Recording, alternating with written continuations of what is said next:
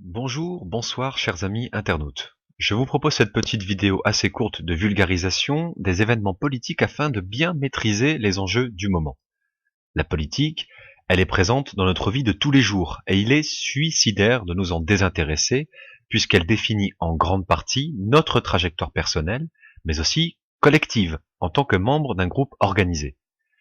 Souvent, notamment chez les plus jeunes, on se dit que tout ça est fort compliqué, que tous les élus sont pourris, bref, qu'il n'y a pas grand intérêt à s'en mêler. Pourtant, c'est justement parce qu'une grande majorité de citoyens a décidé de faire partie de ce qu'on appelle la majorité silencieuse que des décisions sont prises sans notre consentement majoritaire.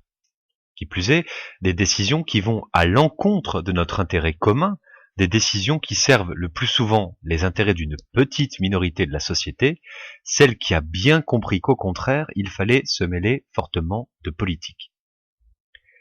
C'est ainsi que de nombreux droits du travail sont remis en cause, qu'on décide de faire de nombreuses économies, qui sont autant de services publics en moins, vous le voyez, dans les lycées, les universités, dans les hôpitaux, qu'on rend le quotidien de millions de personnes de plus en plus difficile.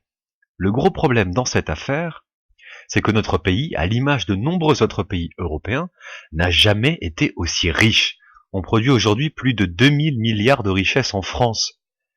Ces 10 dernières années, nous avons fait exploser les compteurs puisqu'il se trouve que, contrairement à ce qu'on nous dit sans cesse à la télévision, les salariés français sont très bien formés et donc extrêmement productifs. Un salarié français en l'an 2000 produit presque 3 fois plus à l'heure qu'un salarié des années 70. Il est donc faux de parler de crise et de besoin de se serrer la ceinture. Le problème, il se situe au niveau de ce qu'on appelle la répartition des richesses. Comment répartit-on cette immense somme de richesses produites par les travailleurs?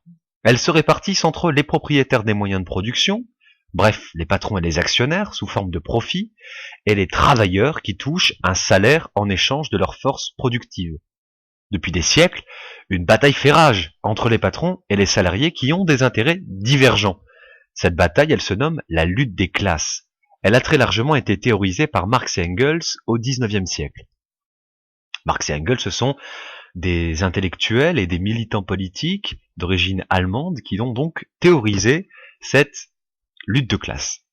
À la lumière de leurs travaux, les salariés, un peu partout en Europe et dans le monde, se sont organisés en partis ouvriers, en syndicats, et ils ont petit à petit, suite à des mouvements de grève très forts et parfois même très durs, obtenu des droits afin de rendre leur quotidien au travail moins pénible et donc pouvoir avoir une existence sociale meilleure. C'est ainsi qu'on a pu mettre fin au travail des enfants, qu'on a réduit le temps de travail journalier, qu'on a pu obtenir de meilleurs salaires, des règles et des normes d'hygiène dans les entreprises, des instances représentatives des salariés où siègent les représentants syndicaux. Tout cela n'a pas été gracieusement accordé par les patrons pour garantir la paix sociale ou simplement par générosité. C'est la lutte, c'est l'établissement de ce qu'on appelle un rapport de force qui a obligé le patronat à lâcher une série de droits. Lorsque les travailleurs, la classe ouvrière, étaient fortement syndiqués et engagés sur la scène politique, elle a su et pu conquérir de nombreux droits. Depuis plusieurs années maintenant, le taux de syndicalisation s'est écroulé et le rapport de force s'est renforcé au profit du patronat. Le Parti socialiste, parti le plus fort à gauche, a au fur et à mesure de ses congrès et de ses expériences gouvernementales décidé de ne plus reconnaître l'existence de la lutte des classes.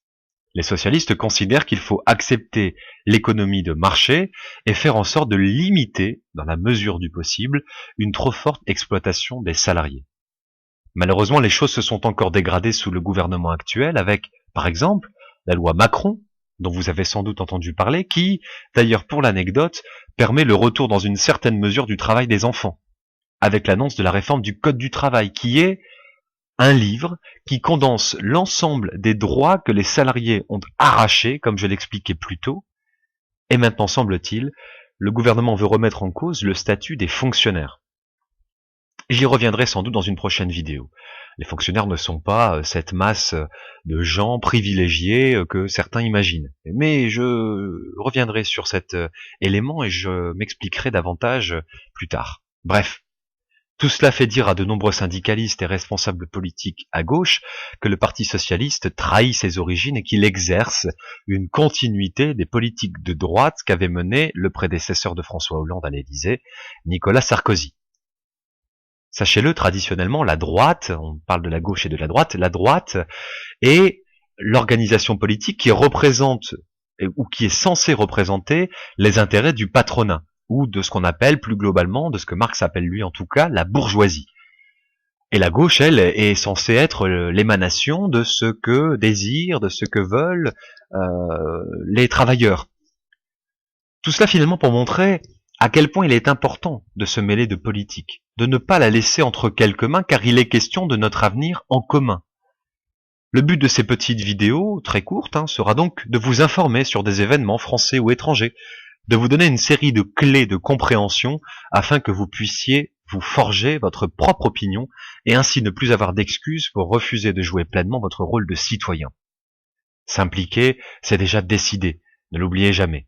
Alors à bientôt pour une prochaine vidéo où sans doute je reviendrai sur les événements en Grèce dont vous avez très certainement entendu parler. Bonne soirée ou bonne journée à vous et à très bientôt.